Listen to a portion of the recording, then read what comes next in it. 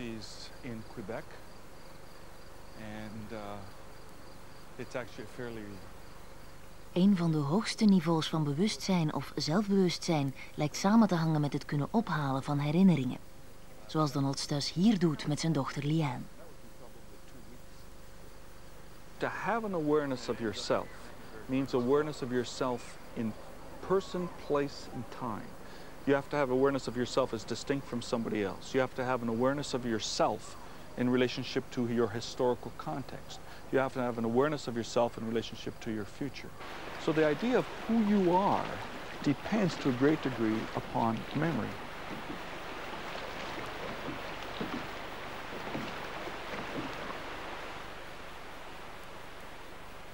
Ons geheugen is moeilijk onder één noemer te brengen. Donald Stuss en zijn collega's maken een belangrijk onderscheid tussen het episodische en het semantische geheugen.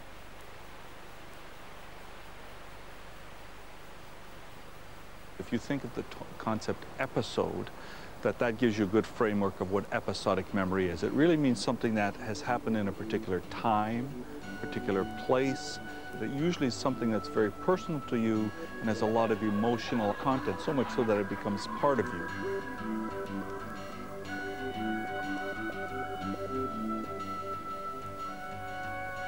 Semantic memory, in contrast, if you think of what the term semantics is, it's knowledge.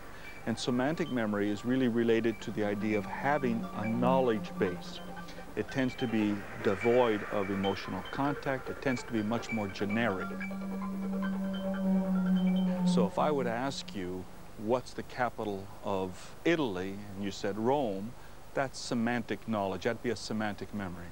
If I would ask you if you've ever been in Rome and what's the best time you've ever had there, and you told me that, that would tend to be an example of episodic memory. One is much more general. You can't figure out when and where you've learned it. The other is much more personal and intimate and attached to who you are. What the frontal lobes do is take you from your past to the present to the future. So it is the memory of time.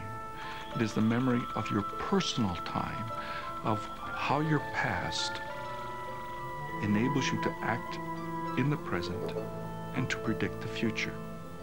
And there has been a great saying about people who have frontal lobe damage, of at least of a certain kind, is that they live in the perpetual present. Perhaps you can tell us your name. William Kent Cochran. And how old are you? What year is it? Guess what year it might be. When were you born? 1951. What year might this be? 94. 2000. Wow. So that makes you how old? 49. 49.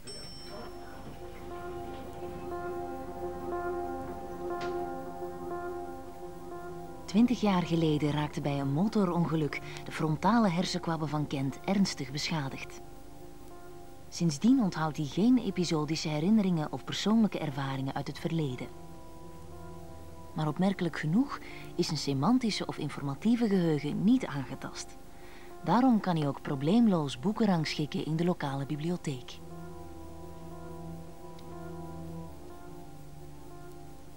De mentale toestand van Kent heeft de interesse opgewekt van Endel Tulving. Hij probeert uit te zoeken hoe de wereld er voor Kent uitziet.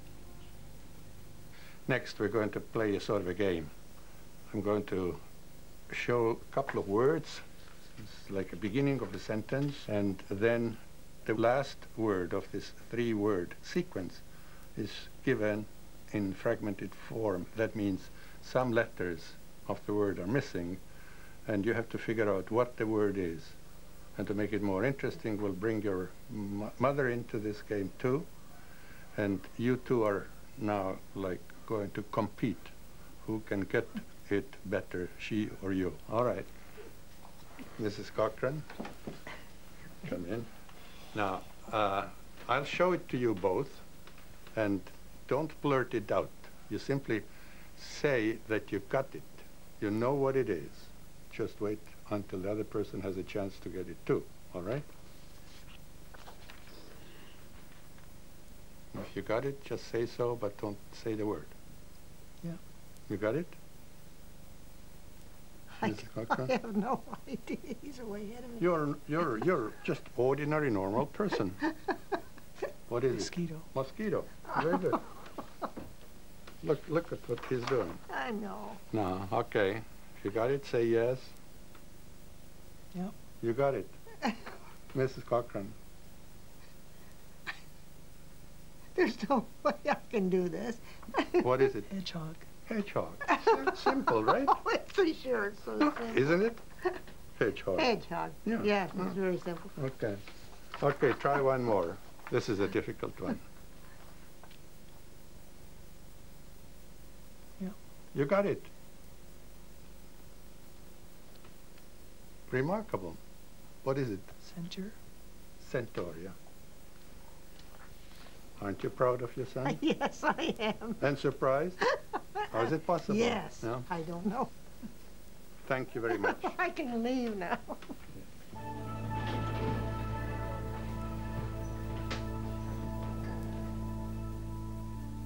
Kent heeft dan wel geen persoonlijke herinneringen, maar dat maakt hem niet minder intelligent.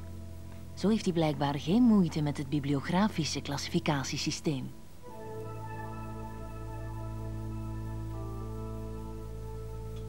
Maar toch is zijn leven niet meer hetzelfde. Kent is niet meer in staat om plannen te maken.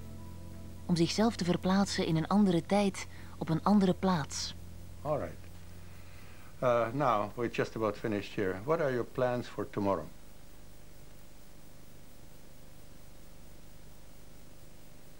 It's tomorrow Saturday.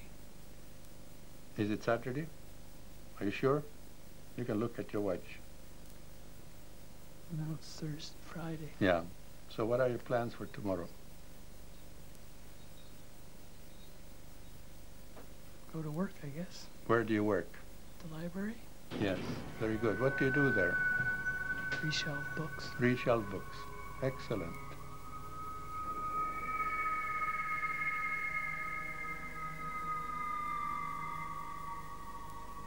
Once you realize that in order to project your life into the future, the only way you can do so is to go by past experience, then it's not surprising at all that Kent has not only difficulty remembering his past, but also trying to make detailed plans for the future. Kent does not really continue mentally in time. He exists at this moment.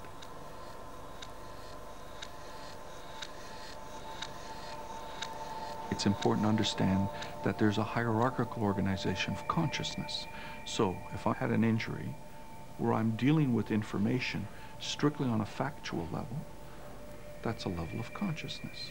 If I move up a step higher, it's a level of self by which we sculpt who we are in the world through our decisions. But then there's another level above and beyond that, which in my personal opinion also includes the frontal lobes, which integrates all of these, and how I, with all of those aspects of myself, fit together.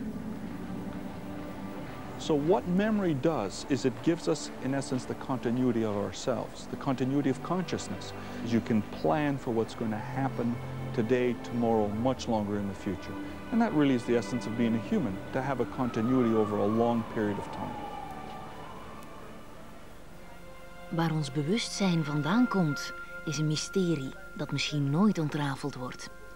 Maar het onderzoek van Donald Stuss bij mensen met hersenletsel aan de frontale kwabben stelt in elk geval intrigerende vragen over de gedachten, de gevoelens en het gedrag dat van ons mensen maakt. The frontal lobes are exceptionally important for the development of who we are as people,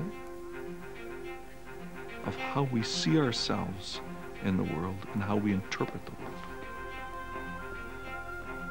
It makes me feel good to know that there is something physical that they can actually make a picture of and say, you know, this is your brain when you're depressed and this is your brain when you're not depressed, and there is a real physical difference. I find that incredibly encouraging.